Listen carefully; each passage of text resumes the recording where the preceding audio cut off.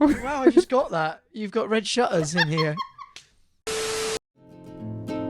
When the camera's on, it's all a big bit of fun on the big red shutter club. On the big red shutter club.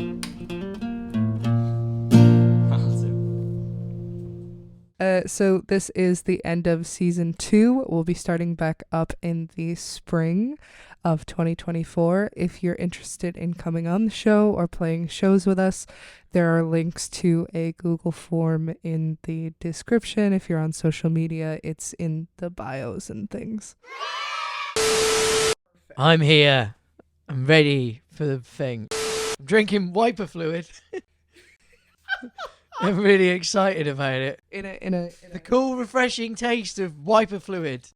Special wiper fluid for the winter. Is this a sponsored episode? Part of the reason that I was a bit late today was because I realised that I needed to clean the inside of the windows of my car and then put wiper fluid in. And then I was looking at the wiper fluid and I was like, if I gave that to someone and said, this is mouthwash, they would believe me.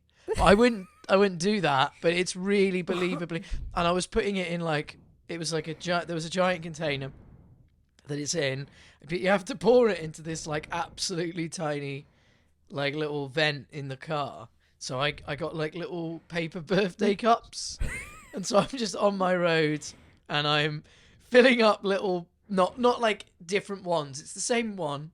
I'd like to make that clear. And people are just walking past me and hey,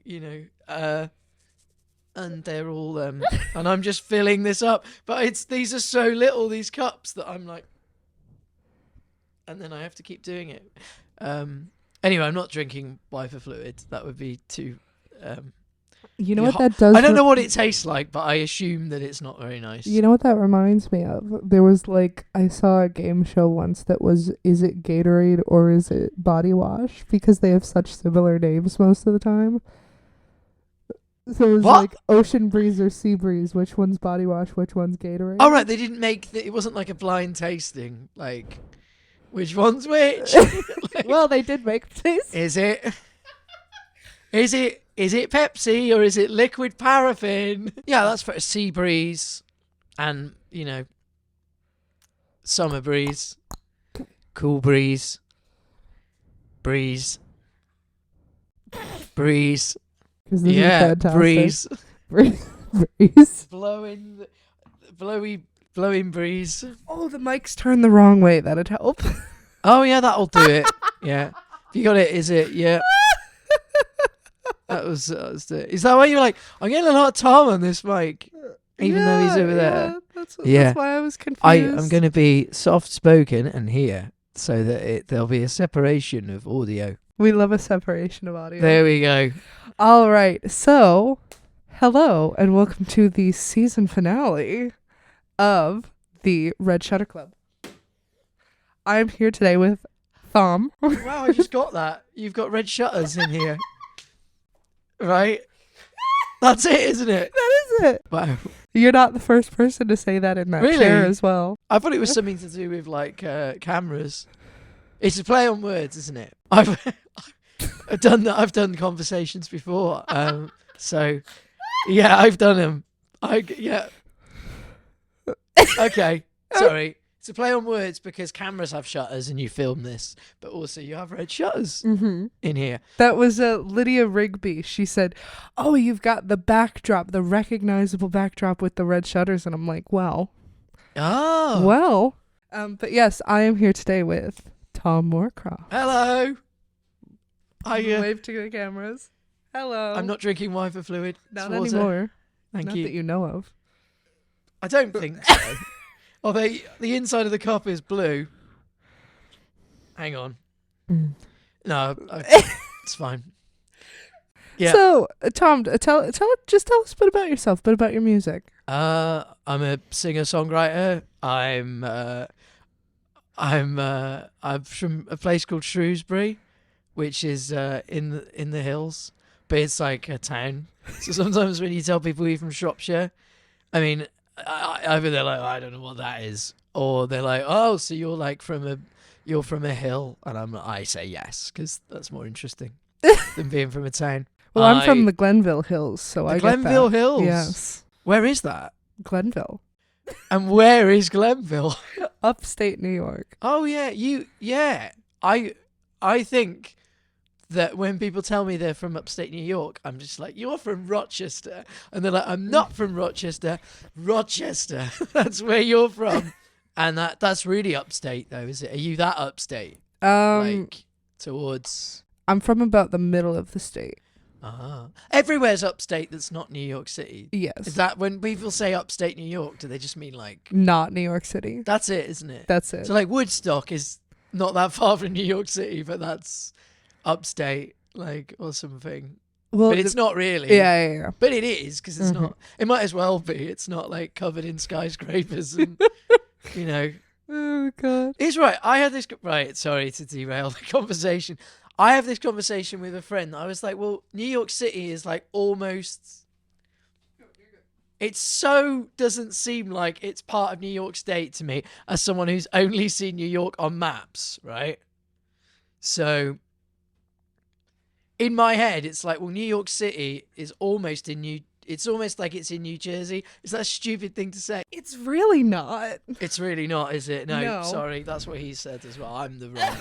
I'm wrong. It's so New York City's just across the water. So like when my family would occasionally go to New York City, we'd often stay in New Jersey. So, you know, they're so near each other, really. Like Bruce Springsteen's from New Jersey, but he used to like New York City was like a drive away. Like my dad grew up in New Jersey, not like in the city. But he was probably only an hour from New York, whereas it takes me 4 to get from where I'm from to the city. Whoa. At least. All of my knowledge of New Jersey is based on... Bruce Springsteen? No, I was going to say Kevin Smith films. That's like all of my knowledge is like... All of my knowledge of New Jersey is based on whenever we enter New Jersey, my dad goes, ew, it stinks. Really? Yeah. It like smells differently as soon as you cross the border. That used to be a joke about Witness in Liverpool. It's not. I'm not making that joke. I'm just saying that I'm told all the time. Anyway, we were talking about me, weren't we? So I'm from Shrewsbury. I moved here 13 years ago, and I started playing gigs in Liverpool. I started playing open mics and kind of acoustic nights. That when I started playing in Liverpool, there might have been loads of open mics, but I don't remember them. I remember there being acoustic nights where you would just turn up, someone would be hosting, and it would be in a bar. And there would be 3 or 4 acts, and they would each play half an hour. No one would get paid anything. No one was expected to get paid anything. But it was kind of, that's what I remember of like early playing in like Liverpool, and I've put down roots here. I have a small son, he's not like with me. I'm not about to get him out of this cup. Stay in there. No, he's not in there right now. I mean, Not also with the wiper fluid. he would be covered in wiper fluid, so it's no good, is it? But yeah, and my partner and me live in Speak with our little boy, and I gig when I can, and I've released some albums and singles and things. And wasn't your most recent album inspired largely by your son yet? Well, I wrote all the songs and recorded all the songs before he was born. So it was kind of songs. They were the songs I was... Do you remember that bit where we all had to stay indoors for a lot of the time? So I did a lot of writing and recording and living off... I don't know what SIS stands for. SEISS. Some self-employment something support.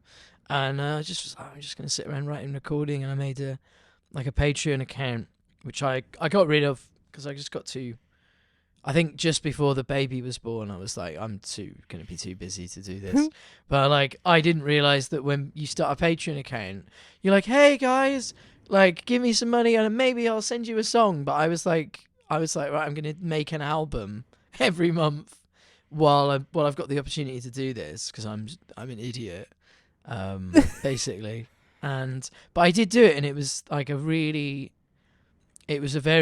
was obviously a very difficult time for the Globe, but I must guiltily admit that I was probably enjoying having lots of time to write and record. And out of that came all the recordings for that new album, which I then spent a long time mixing myself because I thought, well, if I've recorded it myself, and screw it, I'll mix it myself. How long can that take? And that took ages. That was excruciating. Absolutely. I was like, it's like, sort of sit there. I don't know if people who are not necessarily seasoned or trained mix engineers have tried to mix their own stuff, but it's really difficult if you're just like, well, because I just heard this interview with a guy called Mark Coyle who I funnily enough know because for one reason or another I've met a few times, but he like basically has the view that he thinks more people who are sound engineers should be just like playing with stuff and trying it out, and things don't need to necessarily be as Scripted. Worked out, which I'm sure you'll be thrilled to hear. What was I saying? So yeah, I ended up mixing this album myself, and then while I was mixing it, like, we were expecting our little boy, and then I was like, well, I'm going to call this album Waiting for Leo, which is his name. That was a long way to get to that title, wasn't it? So there aren't any songs on the album that are like explicitly about him, but I like to think it's an album that basically I've released in my 30s that kind of wraps up my 20s and my sort of, it is a reflective look back at the previous 11 years before he was born, because he's 2 now. So I'm sorry, I got my maths all jumbled up. Please don't get me. Don't hurt me. So, but this is great water, by the way. It's really good. And not wiper fluid. It's really good. I like it. I'm glad you only the best for our guests that's here. why that album was called Waiting for Leo, basically. But I always feel that it is it's going to be disappointing to people that there's not like songs about, like, there's no songs that are about fatherhood or anything. Well, if you're waiting for them, then that's it. You're not there there's yet, not much you know? to do. Got to do something to fill the time. Got to do something for Leo. That'll be the one. So, but yeah. So, and that's me. That's my story. So that's it now. I'm gonna go. No, did you? Yeah, that's it really. I'm not. I don't know how people. Do you ever feel like some people haven't? Do you think there's like 2 types of people? Backstory. You know, when people have like a backstory. Yeah. And it really is a good. Either it's their real story, and they're like, well, I grew up in on an oil tanker or whatever, and then one day there was a big thing, and we all had to evacuate the not oil tanker, you oil mean rig. Trauma? We had to like a clear and explicit trauma that affects people geographically, because not all trauma affects people geographically. I don't know, and then some people, like, they have a story and it's like it's not a real story, but it's like, I don't know. Next question. I started this originally to work on my master's thesis, which was meant to be how do you build success in music. So, any thoughts? Because the show has derailed far from right. that. Okay.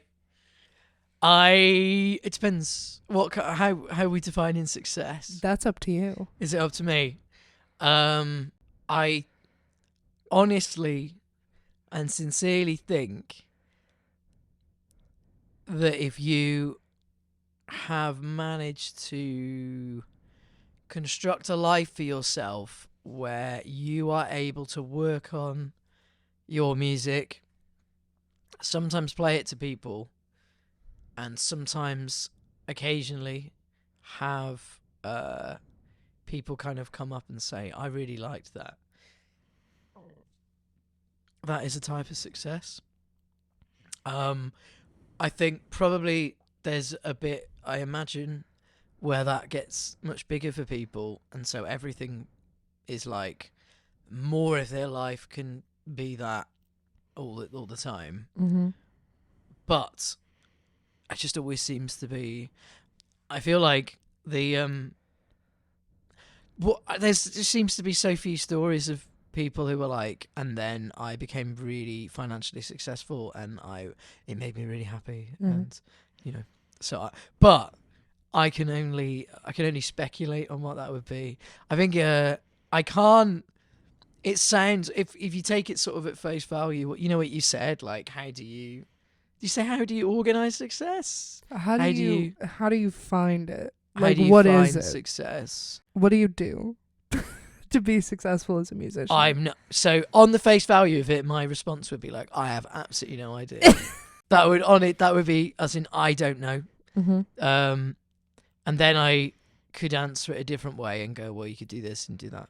And then I could do that thing where you go like, you say like, well, in a way I'm happy and I get some, and that is a cheesy answer, but it's true. Mm-hmm. It's obviously true. So what do you think? What have you gleaned from all of these interviews you've done? Well, we've done, God, this is episode we've interviewed probably 40, 50 different musicians of ranging degrees of success. So what I think I've gathered is, for some people, if just doing music for fun, being able to do it and go out and have a space where it's welcomed, that is success. And then I think the other level is kind of being able to make a living off of it and not be lavish, but be comfortable. I think that there's two different kinds of, well, I think there's multiple different kinds of success in the scene. It's very subjective on what you want from it. What are the two? Do you think one of them is like, I think one is driven by living off of it and one is driven by like just doing it for funsies. that's really interesting, because I would have thought I think there's three, because I think like there's probably the like, there's the A is like, I don't even have to do this for this to be my job. I'm just happy to occasionally play music. Mm-hmm. B is, I'm a musician, but my original music don't pay the bills. Really, I go out and play covers in bars. I'm sure you've interviewed people like that. But I do make money doing that, and on a few levels, actually, I quite enjoy doing that, because it's for them personally, it beats working. Whereas category A would say, actually, I hate going. Like, there's loads of people who wouldn't want to do that. Like, the amount of people who hate doing covers. They hate doing covers so much they would rather do an office job, like, and then go and play their own music and have fun with that. And then there is the third category, which is, I am able to make money and support myself with my original music, and there is a sufficient audience for me that keeps that rolling along. Yeah. That's the third type. So really, A would be happy with C, B would be happy with C, but B wouldn't be happy with A, and A wouldn't be happy with B. I'm going to have to put a chart up on the screen. Yeah. We could just roll the slides now, Shannon. The diagram is going to come up right now, and you're going to see me underneath it as we crossfade, and then there's going to be like a prism effect. I'm going to do this. So, which is going to be great. But that seems to be, to me, that's like the three types. And then there's the other type, which is the like, there's another type, which I don't know that much about, but it's I've become so successful and I've got everything I've wanted, but actually because I am in a position where music, this is not my music has become such an industry in and of itself, I am timetabled according to the needs of that rather than to the needs of myself. So there's obviously lots of people who I'm not trying to do the like, do you know who's happy? Me. Do you know who's unhappy? Those people with lots of money. But I think there has to be a nugget of truth to that, because there are all these documentaries about wildly wealthy musicians, and the main crux or plot of the documentary seems to be there is Their a conflict in depression. the middle. And the conflict in the middle is I did all this stuff. It worked out. They lucked out, or whatever you want to say. Then they were like, actually, it didn't. I've two types of being unhappy, which are it didn't stop me being unhappy, and the second type is it actually made me unhappy, because if you're sort of like when you're making your money, making a living off music, you're like, and you're just playing in bars or what have you, you might think, oh, I wish I had a bit more time to do this, but you're not. No one's like making you do it, I suppose, is what I would say. So that's like that's D, but I don't know anybody that's type D really. No. So the only people I know are people who are type A, type B, and type C. So like, which musicians? Sorry, you've given me your categories, which I asked for, and then I've been like, I think there's 3. Well, no, I would agree. Yeah, would you be happy to put musicians you've interviewed into those categories? Do you think? That feels like a very dangerous game. I think like, so Ian Prowse, for example, is category C, isn't Yeah. he? He has a following of people that turn up to see him in multiple places. And he does not. He'll put a cover in his set, but he does not play cover gigs. Yeah, it's not like he's not doing the cover because he's like, they'll like this one. He's like putting it in because he's like, I like this. He's doing the Fisherman's Yeah. Blues because that's what introduced him to his genre. Yeah. Yeah. And I know like someone like James O'Donnell put himself into category A. What they're like, I don't want to do covers gigs. I'd rather work. Yeah, like I'd Yeah. rather work and then play. But then music. he went into category B. Oh, And that's back really and forth and interesting. back and forth. I was category B, like basically all of my 20s. Yeah. Oh, sorry, I've gone really far away from that mic. I was category B all of my 20s, and then when I was 30, I worked in the civil service for a bit, and for the first 3 months, it was like, this is well better. I could like. It didn't really work out that way because I had the job because gigs weren't. I got the job because gigs weren't going to come back. And then gigs came back, so I just had 2 jobs, essentially. But I wasn't as... It's different when you're like, you can kind of say yes and no, and like to things in a different Well, you know way. what I don't get is I know so many musicians who are that category A or C and they don't like playing covers. At all, I love yeah. playing covers. You love playing I covers. love cover gigs. We've got my band, which is an originals band, is working on a massive cover set at the moment, and I'm having the time of my life. Because I'm someone who I didn't start by songwriting. I started just by like singing in the shower. So I just want to sing, you know? That's my thing. That's a really nice way of looking at it. And actually, it's interesting because audiences also kind of don't categorize.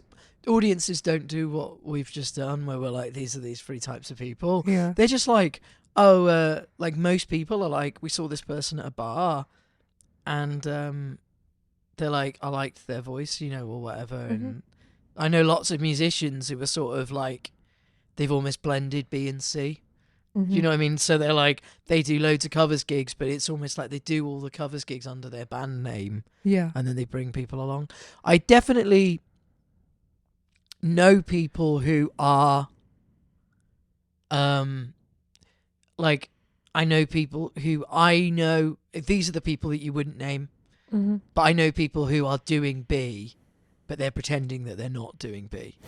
So like, and Like, this is really, I'm not going to invite people. I don't want people to know. do you know what the thing I think about all the time as well? I think there's other 2 types of people, and there are people you meet and they are really into projecting success, and they really like that, and so like everything they do has to be about telling you like how well like Mhm. they're doing, and like a lot of effort goes into that. And then there are people who are like not interested in that per se. They are just interested in like how much they're enjoying it to a Mhm. degree, and how comfortable you are in it. Because obviously, there's no point saying I'm having a really great time playing music at the moment. I brush my teeth with by rubbing my face against the carpet, but I'm really happy. I love music, so you know what I mean. Oh, I mean, if you've got time to brush your teeth by rubbing your face against the carpet, kudos. Because is it kudos or kudos? I don't know. So that's it. But I think I am. I'm not. I'm very. I like a thing that makes me go ugh. Like do you have like musician icks? Yes. Like ugh. People. I understand that people do meet people and that they have to. I don't like it when people use the phrase "play the game." I don't really know what that means, especially now because there is no. Everything is so chaotic Mm-hmm. that I don't know what game that you think. You know, it's like, oh, I've got to do this, you know, and you're like, you actually don't have to do anything. Yeah. There's like 1,000 different ways to do it, and you don't have to do that. Well, you know what I've realized recently? I think that part of the reason there's such a big culture of, oh, you have to play the game, you have to market yourself, you have to like network and do the business stuff, which I say that because I'm a business major, but musicians who say that are like, you know, I think it's because in Liverpool you almost have to, because it is so overpopulated with musicians. It's like supply and demand. There's too many musicians that if you don't stand out to a bar, they might just ignore your messages. I don't do covers gigs in the city centre in Liverpool. Yeah. Because of that. Yeah. Because there are, where we are in right now in Matthew Street, Mm-hmm. there are musicians that will play for like 4 hours for 40 quid. Yeah. Like, as in, they will play like Brown Eyed Girl and like Long Tall Sally, and you're like, that's nuts. Because these bars are making like money every day. Yeah. In fact, they are like because of the tourist industry, and it's been 4 quid a pint here for much longer than it has been, you know, like anywhere else. So I kind of don't for that reason. But I was thinking about this because I've watched interviews with Ian Prowse, and I know that when Pele were playing, he will use the phrase, we did everything by the book, we did it like right. But I think then there was a book, Yeah. and like I don't think there is now. And what I think you would expect people to think, well, there's not really any rules, so we'll do anything. But the way the technology is, everything is based around, the algorithms are based around trending, aren't they? Yeah. So like, but trending reflects what lots of people are doing. Mm-hmm. It doesn't necessarily reflect what is working. No. So, and it is crazy to see the difference sometimes. Like, I was added to this group chat when I was first looking for gigs, and it was a lot of people with like a larger following online who do like, you know, day in my life, whatever. And a lot of these people would go and sing to backing tracks at bars rather than like playing an instrument, which, you know, I guess is fine. It's not my thing. I probably wouldn't like that at a bar. But they were talking about like, oh, I'm going to do this. What should I charge? You should charge $300. No, you should charge $350. No, I'll just go for it and charge $5. And I'm like, what? But because if you can go to a bar and show that, like, oh, I've got this online, have me come. oh, I see what you mean. Yeah. Mm-hmm. I don't know. That's a weird thing, but I suppose there are people who, again, it's like people who respond to somebody coming in and kind of peacocking. Yeah. Because I think, like, sorry, we like jumping around these themes, but like a lot of people. Obviously everything's different, and like some things work on different people. Like, it's the classic thing of like the arrogant guy walks into the bar like proper like huffing and puffing, and like 2 people will be stood at the bar, and one of them will think, what a prick, right? I don't know. Mm-hmm. I don't know how bad a swear word prick is. We've had worse on here, don't worry. Oh, good. Yeah. And one of them will think, wow, that guy's awesome. I love that. So like I don't doubt that everybody's sort of different, but it is that interesting thing of like how much you can, because we can measure everything now and be like, this is ... And it's mad because like 30, 40 years ago, like none of that existed. Yeah. So like all you could measure was like people by units they sold, or like units sold, or how many tickets you sold to a gig, which is wild. Yeah. Because my, like, you know, you were asking like what's success. He might not think this, but I think of my friend Danny Bradley as like, he is like, what he does, right, is like my dream. And like he's probably would say you basically do that, but I give him as the example because he posts so little online at all. Yeah. In any way. He's not like, how can I find this zany? All of this stuff is really fun and really great, and if people enjoy it, it's really good. But if you actually physically are like, I hate doing this, but I somehow have to do this as a means to an end, then you're insane. Yeah. Like, I think, because that's the unhappy. That's like you are starting to go towards the unhappy category C already, and you've not actually broke even, but you've decided already. But he doesn't really post much online. He doesn't ever really play headline gigs, No. which are a headache, as you know. Like, they're really fun because you get to play longer, but they're such a headache to organise, and you have massive host anxiety, right? I'm done doing live events. Yeah. Well, you just like like that side of it. He only seems to ever open for people. So most of the time he's playing really nice gigs, but he's got like none of the headaches of it. Yeah. He's going around playing. He's got, I say he doesn't do stuff online, but he's got a few nicely put together live videos of things he does. So there's some stuff which is oddly absent for like a lot of, including myself. It's like an absent thing. People spend ages making all these things, but they've not like got like a thing. It's like, what do you? And the thing is, even still, when Danny walks into a room, a hush falls. Yeah. Like he has. Oh, he's really good. He's insane. And people, if he shows up to an open mic, everyone's like, oh, Danny's here. Yeah. Like, I mean, it's just surprising that, not that I'm not saying that the whispers are not like, but it's also surprising. Like, I remember I used to, a long time ago, before you were born, I've been telling Grace Harvey that I'm like 50, because I'd kept saying I'm really old, Grace, and she was like, you're not that old. I don't know, that wasn't meant to be my impression of Grace Harvey. And then I went to see Katie Nicholas play a sold out show at the Phil yesterday, and Grace was there, and she was like, how old are you actually? Because she had opened, and I was like, I'm 52, like in January. I don't know why we're I don't know what's so funny about being 52. You know, it's a great age. But like, and then I said, she was like, how old are you really? I was like, okay, I'm 41. And she was like, that's more like it. And I was thinking, I'm 33. Like, but anyway, why were we bringing it up? Anyway, I used to host the Jacaranda open mic, and I remember Ian came once, and it was like, wow, he's like outside of the cavern.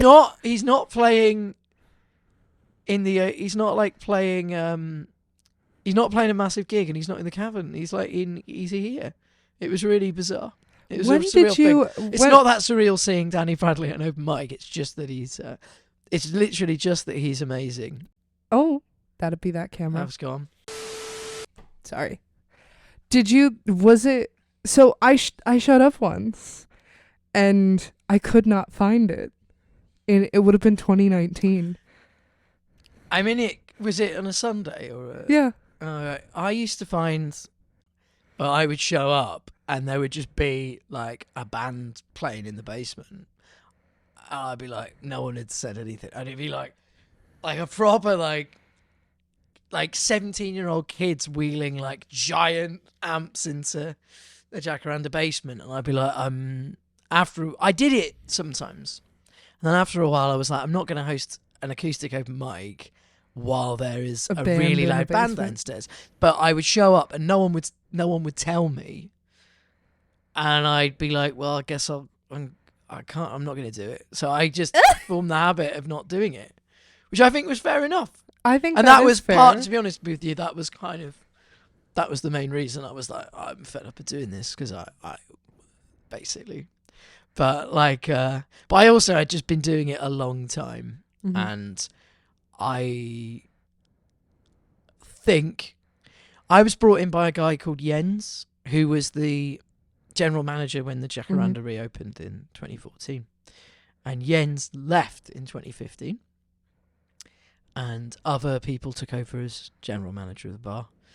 I think that the people who are very lovely, wonderful people who were scheduling stuff at there, I think if they had picked that open mic host, and Jens hadn't insisted, because Jens had briefly been the general manager at Studio 2 when that was a venue, which is sadly not a venue anymore. Mm-hmm. And I used to host this thing at Studio 2, which was called the Park Street Acoustic Sessions. And there would be it would be sort of like tables set out, candles, there'd be like 7 or 8 acts doing like 4 songs each, and it was really nice, and it was really well attended. The first time round we did it, we sort of brought it back later, and it wasn't the same. Mm-hmm. But these things really are. But Jens was like, you definitely should get this guy to do it. And I think if Jens had not been involved in that, I don't think that they would have picked somebody. I think I was 24, so they probably did want somebody who was younger. They'd probably, when the Jacaranda had been open in the past, I think it had been older musicians who tended to run that open mic. But I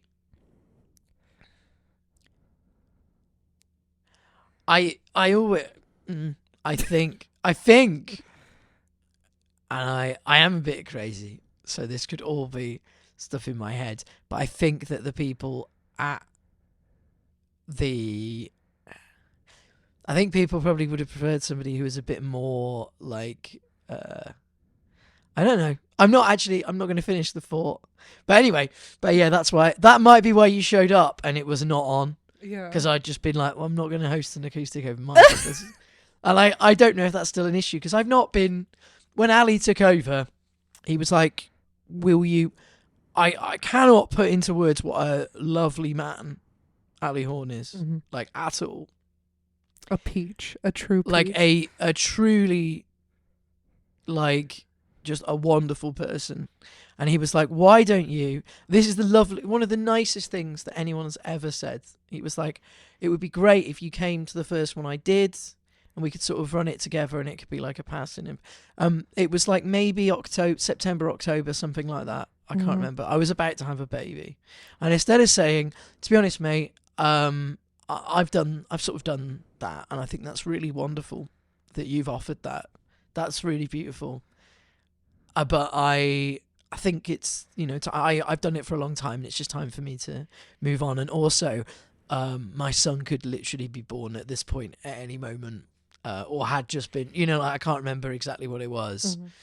And I also kind of felt like I'd been a bit like, because I basically left at the beginning of 2020, and then for some reason there was a sort of offer to be like, we know you said you left, but would you like to come back, sort of.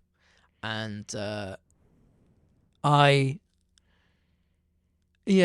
think I just thought, shit, I'm literally gonna have a baby at any moment, so I'm not gonna book in to do this open mic, like, basic or whatever. I can't remember what it was. You were But waiting for Leo. Instead of saying that, like, I'm in a very nervous state at the moment, I turned around and said, to be honest, Ali, I think that might be a bit cheesy, me sort of passing the torch to you. I wish I'd not said that. I wish I'd said, I'm really scared because I'm about to have a baby. I'm kind of scared of going anywhere at the moment. So, because it could be any time. But yeah. Why were we talking about this? I was saying when I hosted the open mic at the Jack. That was my fault. I asked you. Where about were we? it. Why did we bring this up? It's. I don't even know. Anyway, yeah, we were talking about Danny Bradley, weren't we? So Yeah. Danny Bradley's A is doll. like that's my hero because he Mhm. just doesn't give that much of a shit at all about social media. He didn't even put his album on. He put like one song on Spotify. Didn't put his album on there. He just shows up to gigs and sells records. And like, you know, I could be wrong, but I absolutely highly doubt, funny and amusing as they are, that anyone is selling records like at shows and merch. Yeah. Or no, I doubt highly that anybody is selling merch or records on the basis of a funny video that they did on TikTok. Like I don't know, but I'm almost certain of it. So for me as well, I think what Danny's doing is much more direct in that he's just gone, I just want to book and play lovely shows. He is genuinely, if he is insanely ambitious, he's very good at hiding it, because I can't see that. Like, and I do know sort of Goodwill Hunting types who you can tell are like actually wildly ambitious, but just are a bit like don't want to confront that. I would possibly put myself in that category, but he just is directly doing what all that other stuff that people put a lot of energy into is supposed to enable. But it's like, well, you could just do it. But he goes around and he's like doing lovely gigs all the time, and I think that's awesome. And he's making a living from playing music. He's playing like covers gigs and things, but it's like he really seems to be that everything he does he likes. And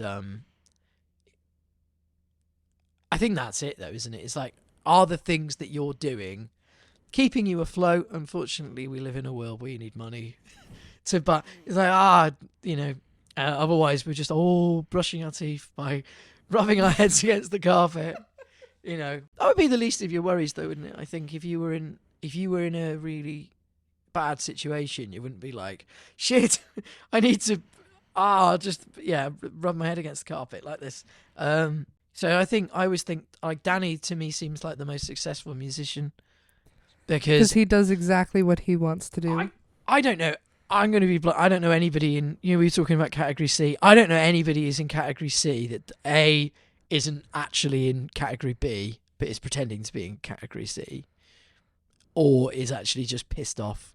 Like, it's like, do you ever look at people and you think like, that seems great, and they're still angry, which probably to some degree sustains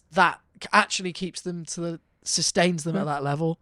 Because if they were ever like, I'm pretty happy with this audience that I've got. That's my impression. A little bit. That's my view on that. Oh, goodness. Well, I think with that, we should head off to your couch concert. All right. Got you. Do you know what you're going to be playing? Yeah, and I think it might be a good song to play, because I think that I don't fully understand what it's about, but I think a little bit of it is it's a song that's on my new album. I'm going to release it as a single. And it is a song that I think is about how I feel about where I'm at a little bit, and what that's like, and those sort of regrets, and those like that unrealized ambition that you might have. But then also thinking like, whether or not that's baggage that you'd be quite happy to throw away at this point. Because some of the things, so you can go through life banging away at something that you really wanted to do when you were like 17, and it's actually quite rare people look up and go, I'm not even sure if I want to do that much, so, but it's a sort of end of your life, looking back at your life flashing before your eyes At a ripe 52. What's that? Isn't that what you told Grace? What did I tell her? Oh, that I'm 52. Yeah. And that, yeah. All that anyone needs to know is that I am very, very, very old. And I've been around for a long time. So that song's called Someday, and that is a bit of a like, I could have been. A little bit of that kind of like, I could have been something more. But it doesn't sound like that, but it is that sort of a vibe. So that might be a good song to play, I think. Isn't this what did? I've gone wrong again.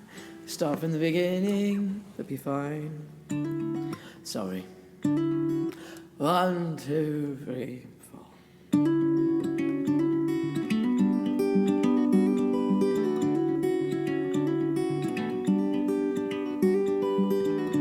Isn't this what you stayed for? Isn't this what you pled for? Isn't this what you prayed for? Someday. Isn't this what you're hearing? Isn't this what I'm hoping? It's hard to keep you from staring. Someday. Ever wanted, I know you're away to be counted, to be chose someday. Someday.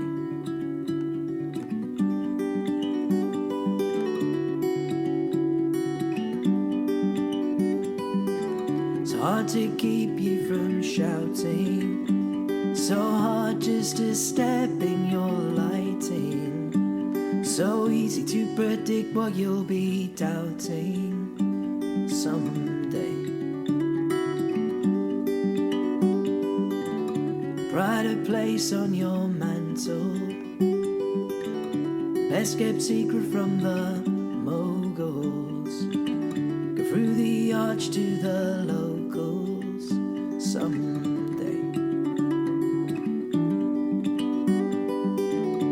Ever wanted, I know you're away to be counted, to be chose someday. Someday. Someday. Someday. Someday.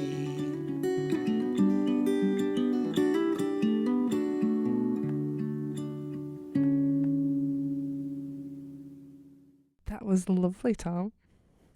Thanks, Sharon. Bum bum. Do. Yeah. So is there anything you want to plug before we get going? I've got a new album called Waiting for Leo. Please listen to it. That's it.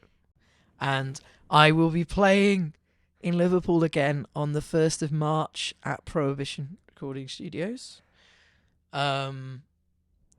It's a headline-y show thing. I'll also be playing in Southport, if anybody who listens to this lives in Southport, on the 7th of February. I'm playing a Grateful Fred's concert at the Atkinson Theatre in Southport. That is a lovely, lovely, beautiful, wonderful gig. Thank you to Colin Maddox for allowing me to be part of the evening. And I'm also opening for Novelty Island on February the 9th at the Casimir Stockroom. And Welligan is also on the bill for that. What else do I want to plug? That's it. Those are my Mersey-sidey things that I want to plug. Wonderful. All right. Well, thank you so much for joining us today. No worries. It's all good with me. Woo! And thank you so much for tuning in. Someday.